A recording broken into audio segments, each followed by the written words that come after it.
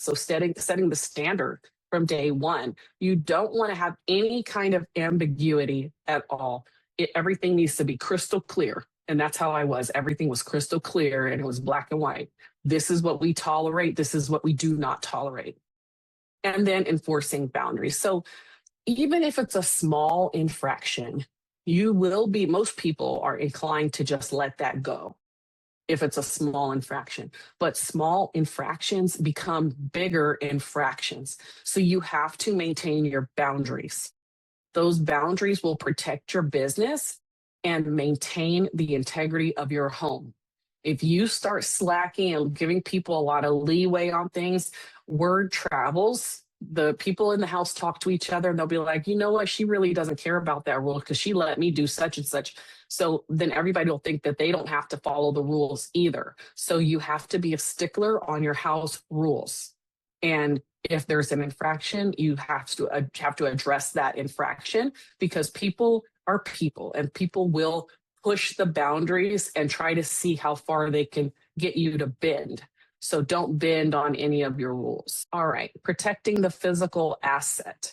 So this is the home itself and also the business. So just make sure that you keep your home maintained, basically, whether you're renting the house or you've bought the house, just make sure that it stays maintained.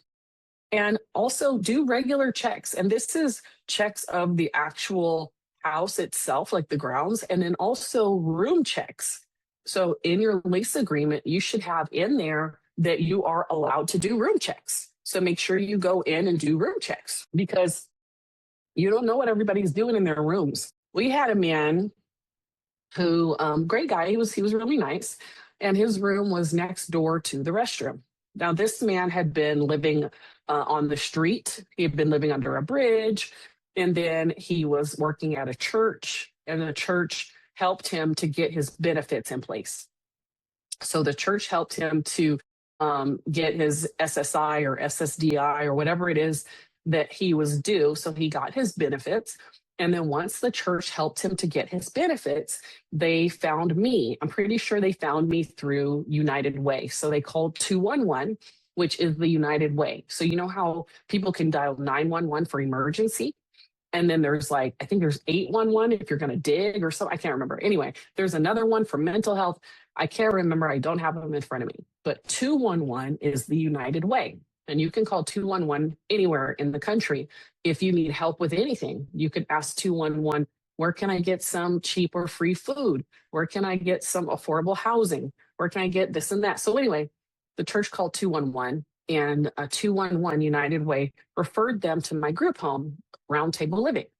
So we got this guy in, nice guy. He signed the lease and everything. Bathroom was right next door to his room. We assumed he had a private room.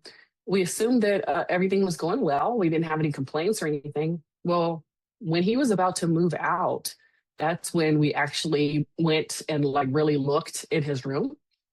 And he had all of these plastic bottles lined up along his wall, full of pee. He'd been peeing in bottles. He was peeing in bottles because he was just used to peeing in bottles. So thankfully, he was keeping them really tight, so they didn't smell, but it was just a bunch of bottles. So we're like, dude, you didn't have to pee in bottles. You could pee in the bathroom. He was just like, oh, I didn't think about it that way. I would have a bottle each day. I'd have a bottle of water, so I just would pee in the bottle. So anyway, my point to that story is you need to do checks. You need to do room checks. With shared rooms, people tell on each other. So they'll let you know if something is not right.